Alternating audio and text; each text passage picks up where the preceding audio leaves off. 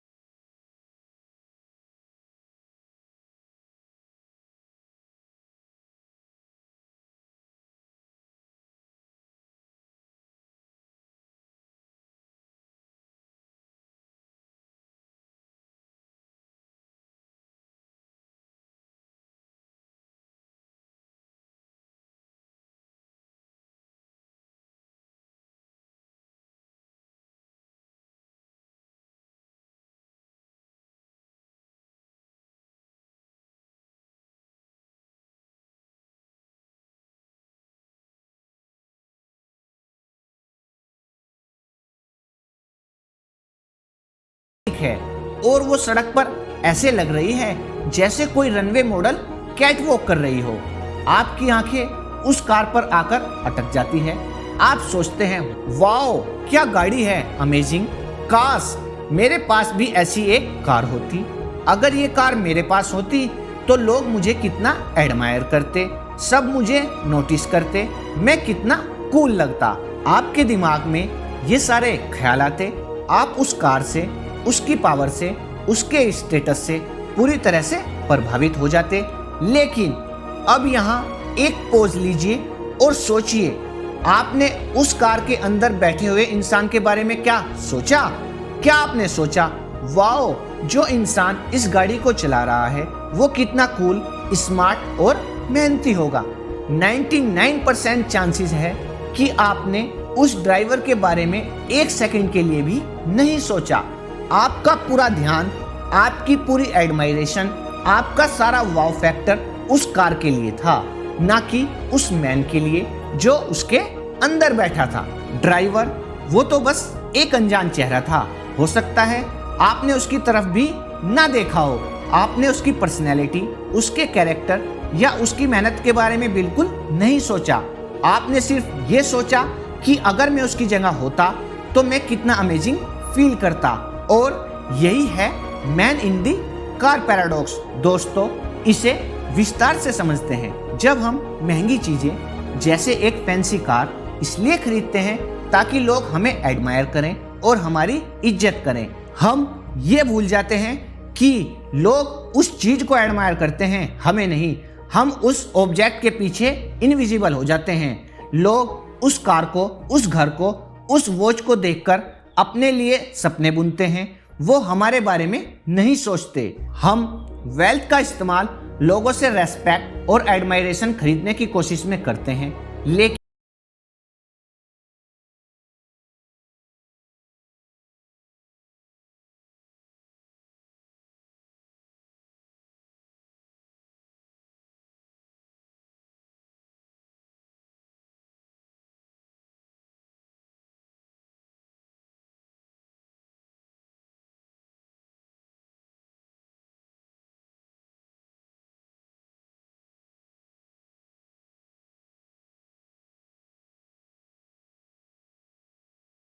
घर का मालिक जरूर एक बहुत अच्छा इंसान होगा। एक और एग्जाम्पल से समझते हैं, द डिजाइनर वॉच। किसी की कलाई पर रोलेक्स देखकर आप उस वॉच की क्राफ्टमैनशिप और कीमत के बारे में सोचते हैं। आप उस वॉच को अपने लिए डिजायर करते हैं। आप उस इंसान के कैरेक्टर को उस वॉच से नहीं नापते। दोस्तों, एक और एग्जाम्पल से इसे समझते हैं, the big fat Indian wedding. हमारे देश में ये पैराडॉक्स बहुत गहरा है। लोग करोड़ों रुपए शादियों पर खर्च करते हैं ताकि लोग देखते रह जाएं, लेकिन लोग क्या देखते हैं? वो डिजाइनर लहंगा देखते हैं, वो 5 स्टार होटल का डेकोरेशन देखते हैं, वो 20 तरह के फूड काउंटर्स देखते हैं, वो खाना खाते हैं, सजावट की तारीफ करते हैं और घर जाकर सब भूल जाते हैं। उन्होंने डेकोरेशन को एडमायर किया, होस्ट की फाइनेंशियल ताकत को देखा, लेकिन उसके कैरेक्टर या उसकी इंसानियत को उस खर्चे से नहीं जोड़ा। उल्टा कई बार लोग पीठ पीछे कहते हैं कितना पैसा बर्बाद किया। दोस्तों, इस पैराडॉक्स का मतलब यही है कि हम सोचते हैं हम स्पॉटलाइट में हैं, लेकिन असल में स्पॉटलाइट उस महंगी चीज पर होता है जिसे हमने खरीदा है। हम तो बस उस चीज को डिस्प्ले करने वाले एक मामूली इंसान बनकर रह जाते हैं। दोस्तों, तो सवाल उठता है, अगर ये पैराडॉक्स इतना साफ है तो हम ऐसी गलती करते क्यों हैं? हम क्यों अपनी मेहनत की कमाई ऐसी चीजों पर लगाते हैं जिनका असर उल्टा होता है? तो दोस्तों, इसके पीछे गहरे साइकोलॉजिकल रीजंस हैं। इंसान एक सोशल एनिमल है। हमारे सर्वाइवल और वेल बीइंग के लिए ये बहुत जरूरी है कि हमारे ट्राइब, हमारे ग्रुप, हमारे समाज में हमारी एक अच्छी पोजीशन हो। हम चाहते हैं कि लोग हमें लाइक करें, रेस्पेक्ट करें और एडमायर करें। ये एक बुनियादी इंसानी जरूरत है। ये हमें सिक्योरिटी, बिलोंगिंग और सेल्फ वर्थ का एहसास दिलाती है। प्राचीन काल में अगर ट्राइब आपको रेस्पेक्ट करता था तो आपको खाना, सुरक्षा और रिसोर्सेज मिलने के चांसेस ज्यादा होते थे। आज भी सोशल एक्सेप्टेंस हमारे मेंटल हेल्थ के लिए बहुत जरूरी है। मॉडर्न सोसाइटी में हमने इस रेस्पेक्ट और एडमायरेशन को पाने का एक शॉर्टकट ढूंढ लिया है और वो है पैसा।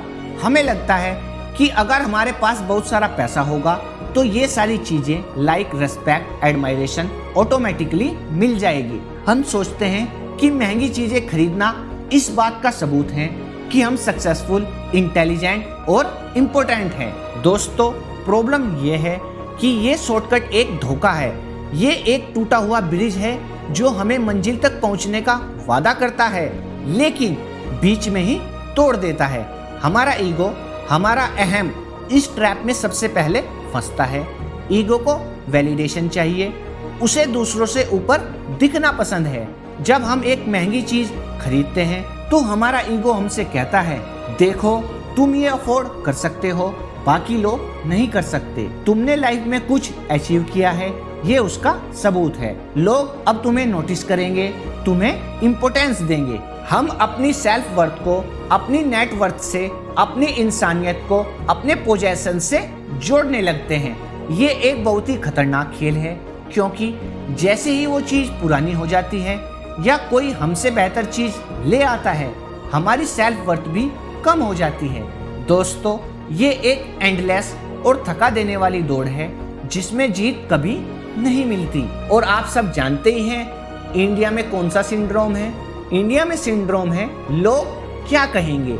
इंडिया में ये साइकोलॉजी और भी ज्यादा पावरफुल है। हमारा समाज कम्युनिटी ड्राइवन है। हमारे लिए लोग क्या कहेंगे ये नेशनल कंसर्न है। ये हमारे हर फैसले पर असर डालता है। बच्चे कौन सा कैरियर चुनेंगे, शादी किससे होगी, घर कैसा बनेगा और कार कौन सी ली जाएगी। पहला एग्जाम्पल है शर्मा जी का बेटा। ये एक क्लासिक एग्जाम्पल है। हम अपने बच्चों को इसलिए नहीं पढ़ाते कि वो ज्ञान हासिल करें, बल्कि इसलिए कि वो शर्मा जी के बेटे से ज्यादा नंबर लाए। दोस्तों, अगला एग्जाम्पल है द कार अपग्रेड। एक इंसान बिल्कुल अच्छी चल रही मारुति से खुश है, लेकिन सिर्फ इसलिए एसयूवी ले लेता है क्योंकि उसके ऑफिस कलीग ने ले ली है। उसे लगता है कि अगर वो अपग्रेड नहीं करेगा तो लोग उसे कम समझेंगे। इस लोग क्या कहेंगे कल्चर के कारण हम man in the car paradox में और भी गहराई तक डूब जाते हैं।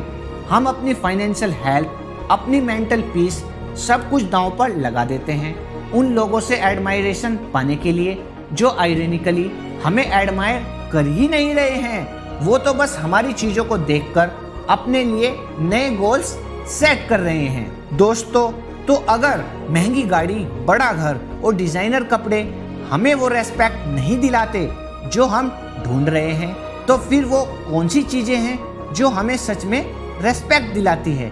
दोस्तों, यहीं पर चैप्टर का सबसे खूबसूरत हिस्सा आता है। मॉर्गन हाउसल कहते हैं कि जिन चीजों से लोग आपको सच में दिल से एडमायर करते हैं वो पैसों से खरीदी नहीं जा सकती। सोचिए उन लोगों के बारे में जिन्हें आप सच में एडमायर करते हैं। हो सकता है वो आपके टीचर हो, आपके पेरेंट्स हो, कोई दोस्त हो या कोई हिस्टोरिकल फिगर हो। आप उन्हें क्यों एडमायर करते हैं? क्या इसलिए कि उनके पास बहुत पैसा था, या फिर उनकी क्वालिटीज की वजह से? जिसमें पहली क्वालिटी आती है विनम्रता, यानी कि ह्यूमिलिटी। जब एक बहुत सक्सेसफुल और नॉलेजेबल इंसान आपसे नीचे झुककर बिना किसी घमंड के बात करता है तो आप उसकी इज्जत करते हैं। घमंड लोगों को दूर करता है, विनम्रता लोगों को खींचती है। रतन टाटा को लोग उनके बिजनेस एम्पायर से ज्यादा उनकी ह्यूमिलिटी के लिए एडमायर करते हैं। एग्जाम्पल के लिए इमेजिन कीजिए, आपके ऑफिस का सीईओ जो करोड़ों कमाता है लिफ्ट में आपसे मिलता है और आपसे आपके परिवार का हालचाल पूछता है। उस एक मोमेंट में आप उसकी कंपनी की वैल्यूएशन से ज्यादा उसकी इस ह्यूमिलिटी को रेस्पेक्ट करेंगे। दूसरी क्वालिटी है काइंडनेस, यानी कि दयालुता। आप लोगों से कैसे पेश आते हैं, खासकर उन लोगों से जो आपके लिए कुछ नहीं कर सकते, जैसे एक वेटर, एक सिक्योरिटी गार्ड या एक डिलीवरी बॉय। आपकी दया, आपका बर्ताव, ये आपके कैरेक्टर का असली नाप है। लोग इसे देखते हैं और इसकी इज्जत करते हैं। फॉर एग्जाम्पल, आप एक रेस्टोरेंट में हैं और आपके साथ वाले दोस्त ने गलती से वेटर पर पानी गिरा दिया। अगर वो दोस्त चिल्लाने के बजाय आई एम सो सॉरी, आपको लगी तो नहीं कहता है, तो आप उस दोस्त की इज्जत करने लगेंगे। उसकी महंगी गाड़ी से ज्यादा उसकी काइंडनेस आप पर असर डालेगी। दोस्तों, अब तीसरी क्वालिटी आती है विजडम, यानी कि ज्ञान और विवेक। एक शांत, सुलझा हुआ इंसान जो मुश्किल सिचुएशंस में भी अच्छे फैसले लेता है, लोगों को इंस्पायर करता है। विजडम अनुभव से आती है, किताबों से आती है, आत्म मंथन से आती है।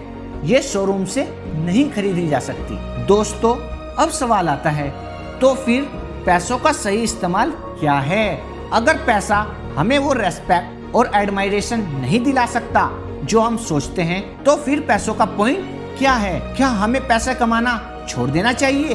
क्या अमीर बनना गलत है? बिल्कुल नहीं। मॉर्गन हाउसल ये बिल्कुल नहीं कह रहे। इनफैक्ट वो वेल्थ क्रिएशन के बहुत बड़े समर्थक हैं, लेकिन वो कहते हैं कि हमें वेल्थ का असली मकसद समझना होगा। इसका मतलब है पैसे की सबसे बड़ी ताकत उसका सबसे बड़ा रिटर्न। ये नहीं कि आप एक फरारी खरीद सकते हैं, उसका सबसे बड़ा रिटर्न ये है कि आप सुबह उठकर ये कह सकें, आज मैं वो कर सकता हूँ जो मैं करना चाहता हूँ, जिसके साथ करना चाहता हूँ और जब तक करना चाहता हूँ। ये है असली आजादी और यही है असली अमीरी। आइए दोस्तों, इस कंसेप्ट को पूरी गहराई से समझते हैं। Freedom to choose your work. आप एक ऐसी जॉब में नहीं फंसे हुए हैं जिससे आप नफरत करते हैं, सिर्फ इसलिए क्योंकि आपको ईएमआई और बिल्स चुकाने हैं। आपके पास इतनी फाइनेंशियल क्वेश्चन है कि आप उस टॉक्सिक जॉब को छोड़कर कोई ऐसी चीज ट्राई कर सकते हैं जिसमें आपका पैशन है, भले ही शुरुआत में उसमें कम पैसे हों। दोस्तों, इसे इंडियन कॉन्टेक्स्ट में समझते हैं। सोचिए, एक आईटी इंजीनियर जो 14 घंटे काम करके थक चुका है, अगर उसके पास फाइनेंशियल इंडिपेंडेंस है तो वो अपनी जॉब छोड़कर अपने शहर में एक छोटा सा कैफे खोलने का रिस्क ले सकता है।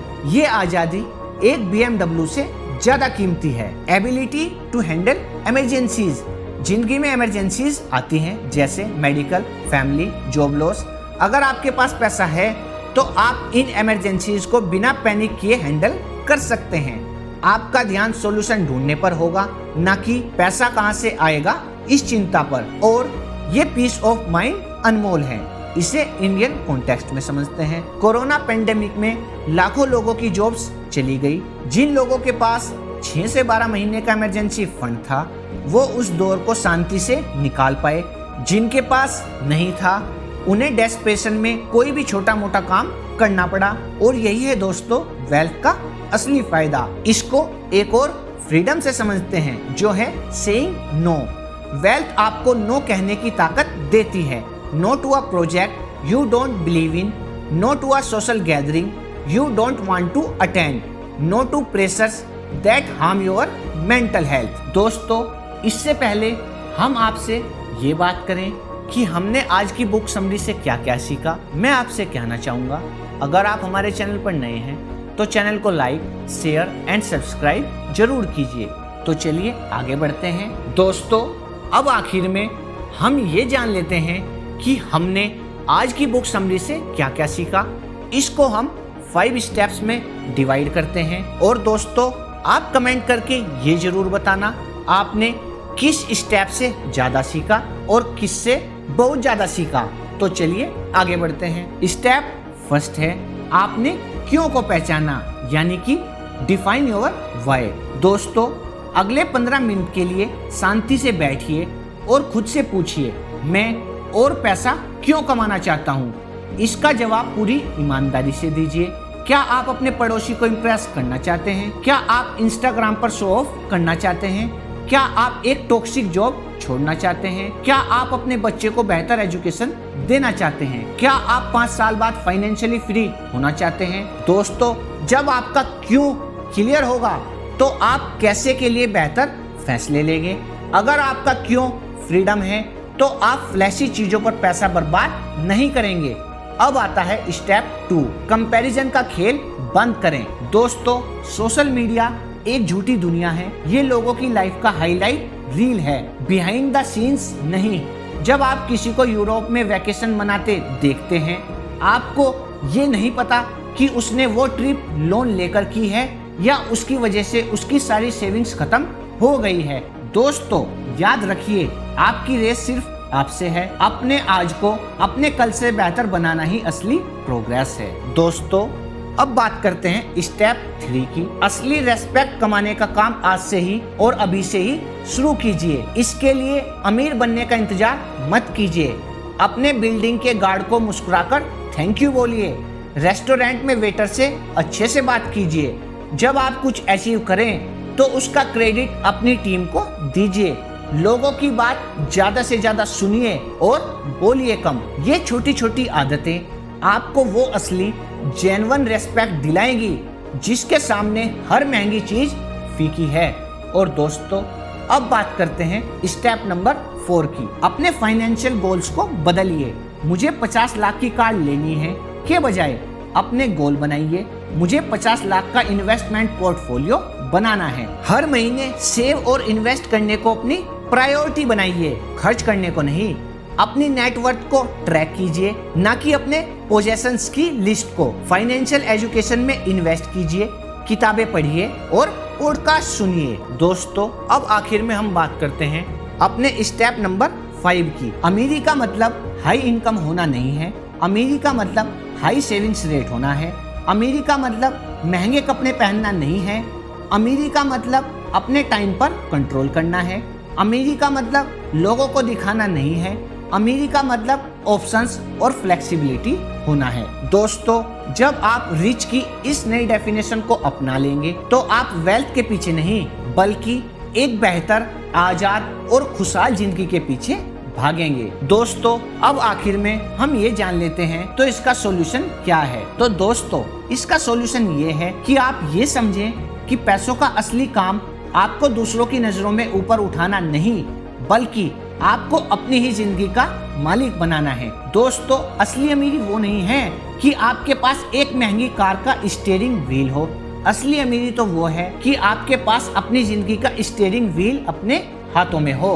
आप डिसाइड करें कि आपकी जिंदगी की गाड़ी कब, कहां, किस स्पीड से और किस डायरेक्शन में जाएगी। दोस्तों जब आप ये समझ जाते हैं तो आप man in the car paradox के जाल से आजाद हो जाते हैं आप पैसों को एक टूल की तरह इस्तेमाल करते हैं, एक मास्टर की तरह नहीं। आप चीजों से खुशी नहीं बल्कि फ्रीडम से खुशी ढूंढते हैं। और सबसे इंपॉर्टेंट, आप वो जेन्युइन रिस्पेक्ट और एडमायरेशन कमाते हैं जो कैरेक्टर से आता है, कैश से नहीं। और यही दोस्तों सच्ची दौलत का, सच्ची खुशी का और एक वेल लिव्ड लाइफ का असली राज है। दोस्तों वैसे तो ये एक सिंपल सा आइडिया है, लेकिन इसकी गहराई समुंदर जितनी है। दोस्तों इसे समझना और अपनाना ही फाइनेंशियल विजडम की तरफ आपका पहला और सबसे जरूरी कदम है। दोस्तों आज की ऑडियो बुक में इतना ही। जुड़े रहिए हमारे चैनल के साथ। Thank you.